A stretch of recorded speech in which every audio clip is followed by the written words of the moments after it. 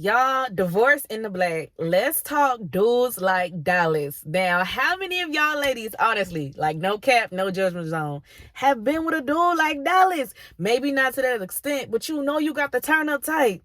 Like, I've been with a guy before where it don't matter where we at, baby. We could be at the gas station, we could be at Walmart, we could be on our front lawn. He do the rah-rah. He do the rah-rah. Oh, he'll get loud. And my thing is, once I learn my self-love, me at 30 looking back on it, I will never be with a dude who embarrasses me again.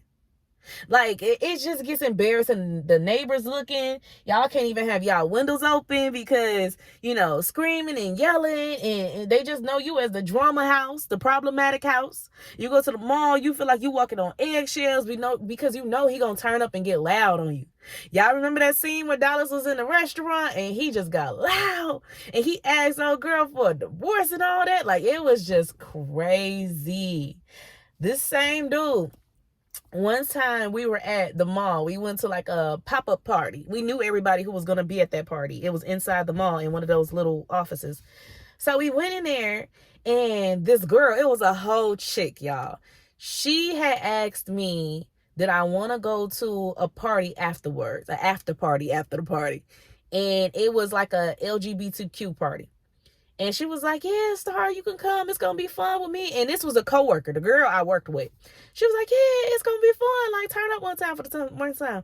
So I didn't even get to accept her invitation. And he was there. And next thing you know, he snatched the flyer out my hand.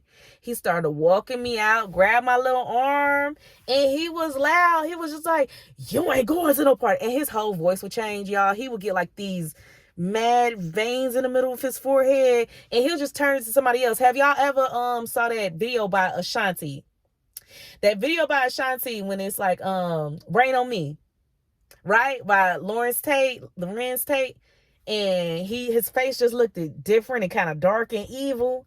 Yeah, in that one scene, that's how he was. Like, he'd get these veins in his head, these angry veins, and they would not come out unless he turned up. Like, on a normal day, they would not come out. But when he snaps, it like these veins, and his face turned, and he just grabbed my arm, and he was just like, you ain't going nowhere. You ain't going to no party. And he was so loud. It was so embarrassing. Like, coworkers seen it. We worked together, so we got the same coworkers. Oh, girls seen it.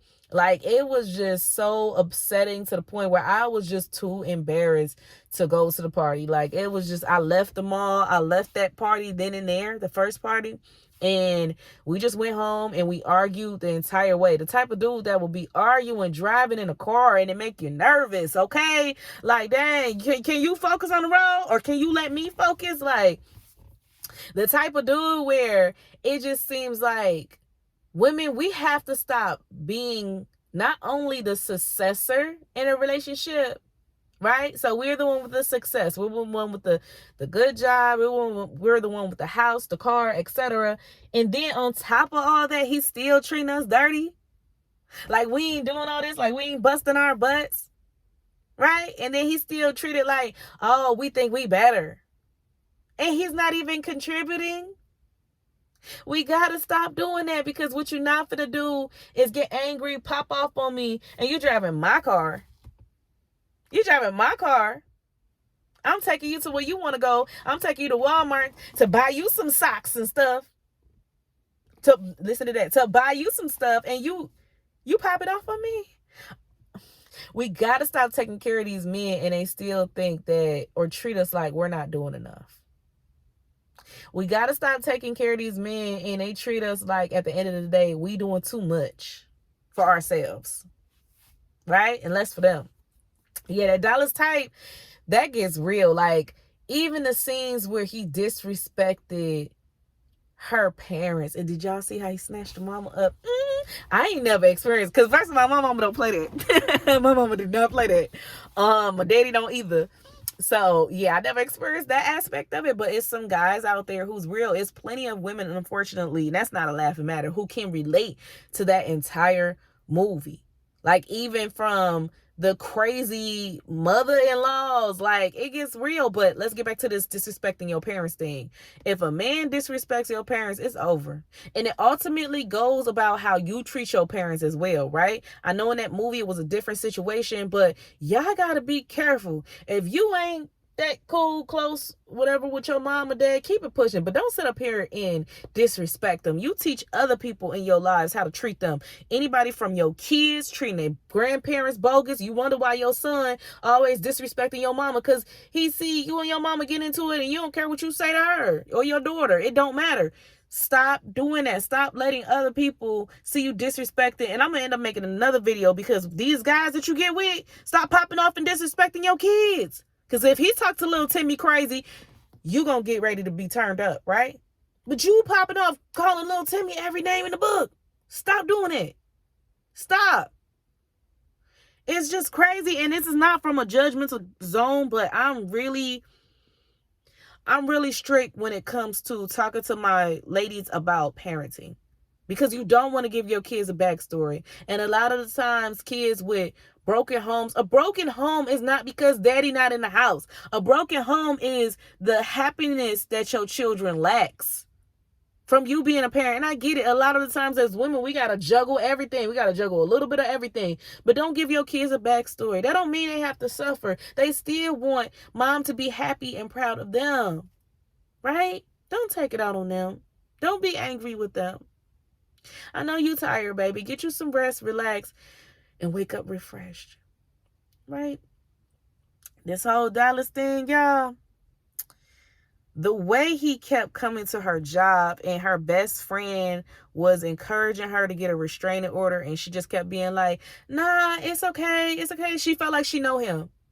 When somebody snaps so much and they show you those signs and symptoms, you never know what they're capable of. Stop feeling like y'all know men so much when they turning up on you and you feel like you know him to know how far he gonna go. You trust him that he won't take it too far. No, if somebody is threatening your life, already put your hands. This man has spit on her and everything before. What makes you think he won't try to take you out the game? What makes you think he won't try to take you out of life? Stop feeling like you guys know somebody so much to know that they will never take it that far. And I'll give you a quick backstory. Hello, I'm not afraid to talk about my life. First of all, let me say this.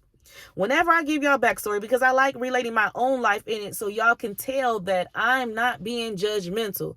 This gets scary and this gets real. This whole domestic violence and assault and all this stuff, this is real, y'all. Okay?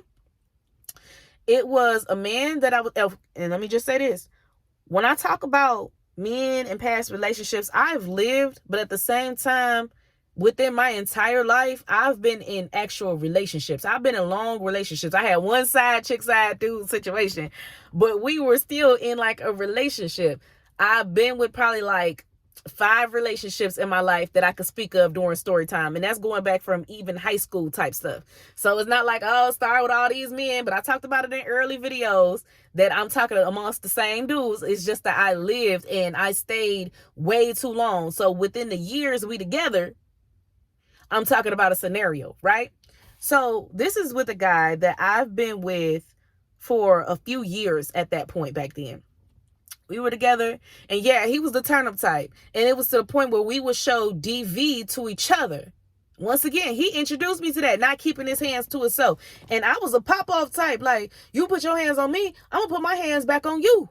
And then it got to the point where you can't tell who initiates it. And it's not like we was in a house just putting our hands on each other. It's just that arguments will get very heated. And it started with the whole, you put your hand all in my face, I'm going to restrict you. And it started with the whole arm grabbing thing. Then it's like, get off me. You know what I'm saying? And then I nudge my arm and who you think you is? And I push you. And then it's like, hey, who you? And then they love trying to restrain you and you trying to fight your way up out of that.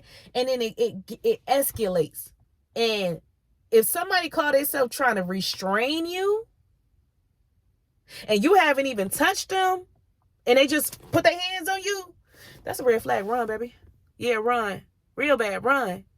And then the other side too, if somebody call themselves putting their hands on your face. Like I said, I was not innocent. I don't claim to be innocent. All I know is things often escalated, and he introduced me to that. And he got me used to that type of lifestyle because I was always feisty back. It's not like I'm just sitting in the corner and he, DVing me. But he introduced me to that toxic lifestyle of let's do this to each other. This is our rendezvous, right? And that should never be okay. You should be able to healthy talk without raising your voice, without getting all in each other's face, and without trying to restrain and putting your fingers. You shouldn't have to do that. In my walk now, somebody did that to me, I'm just walking away. Yeah, you just getting left. It's just over. That's it. But let me tell y'all about this. So me and this guy were together for years. And like I said, that's how our relationship ultimately started, with the whole restraining thing. And it got worse and worse as time went on. So now at this point, we probably like 4 years in, and it got so bad, our relationship, to the point where we're living in 2 separate houses. That's a whole different story for another vlog. We living in 2 separate houses. We went from moving together to living in 2 separate houses. And I loaned him some money one day. It was like $1,200. And the agreement was, months from now, whenever you get your taxes, you're going to pay me back my money. Like, I'm going to give you time. I'm going to give you time to pay me back my money. This is just something to keep you afloat, to help you out. And ladies, that's a whole another video. Like, I got so many video ideas. Stop trying to finance and well, not finance, but financially support these dudes is what I'm trying to say. You financially trying to support him, and you're giving him way more than he gave you. This man ain't never gave me no $1,200.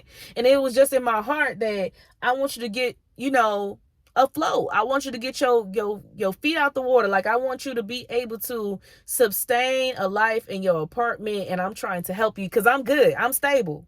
And a lot of times, even ladies, we put ourselves in situations where we helping a man out financially and we're not stable. That's the thing. So look, I give him $1,200. I said, you got a couple of months to pay me back.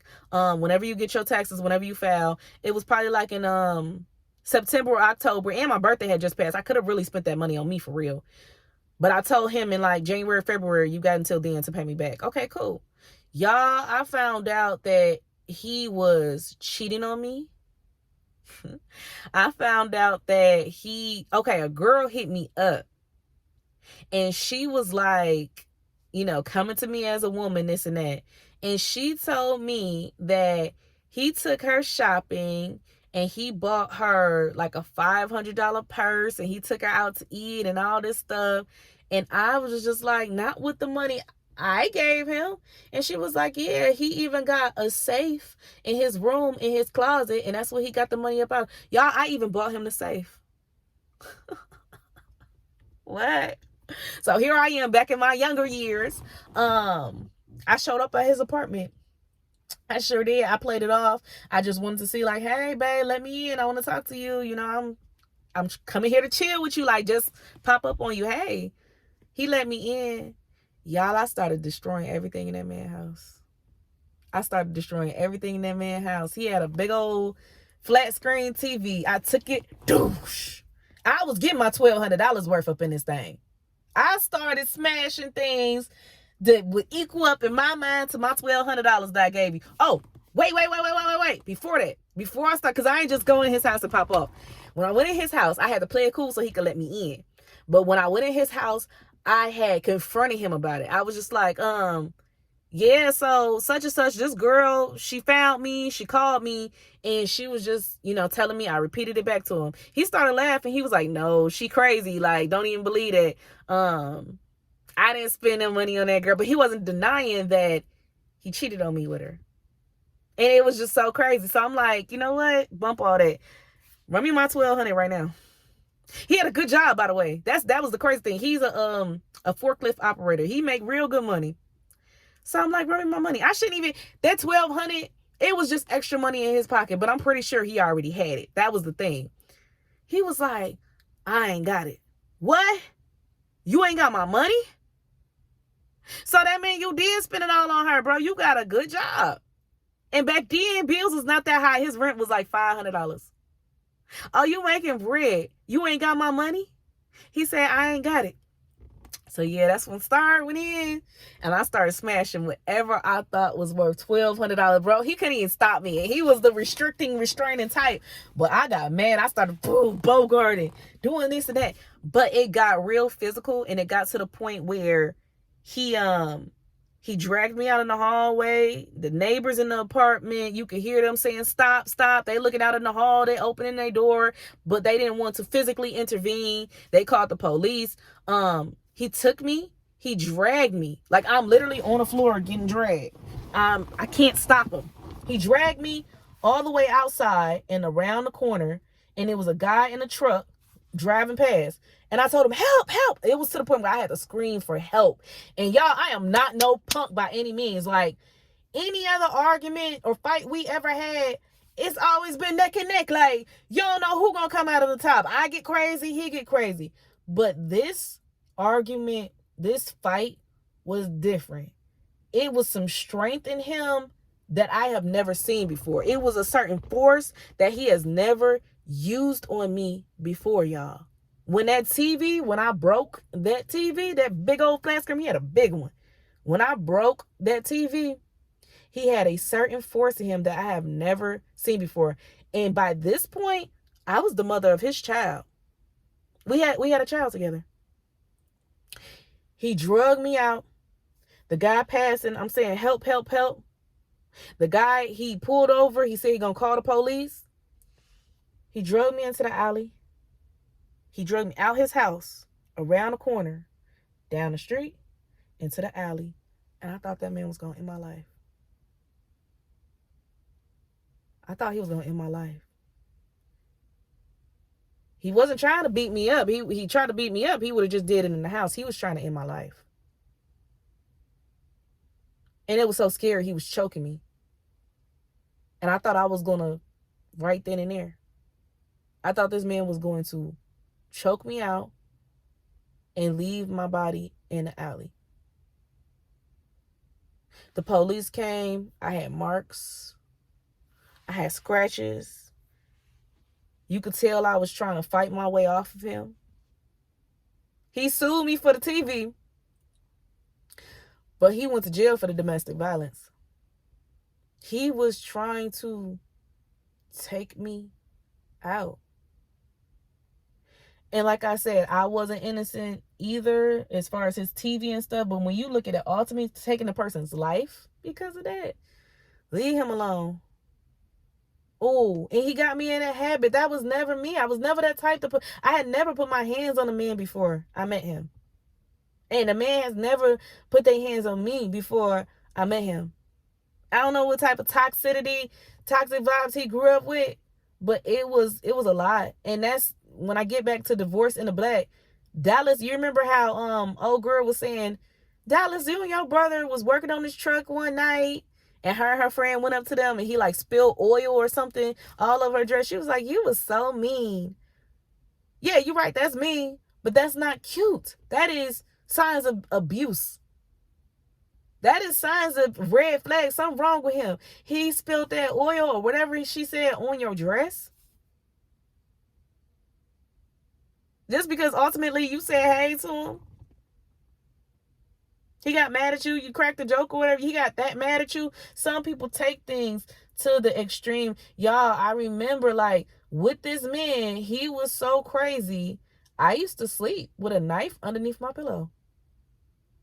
Just in case. He the type, we could wake up early, 1, 2 o'clock in the morning and start arguing about something. It was very toxic. He would pop off at the mouth like a female.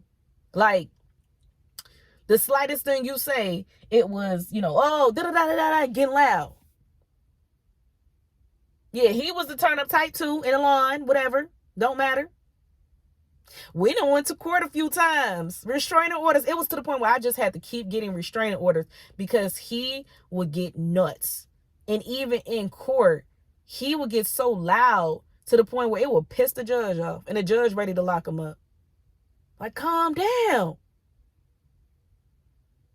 Y'all, it took a lot of self-love and healing. And I'm going to do another video.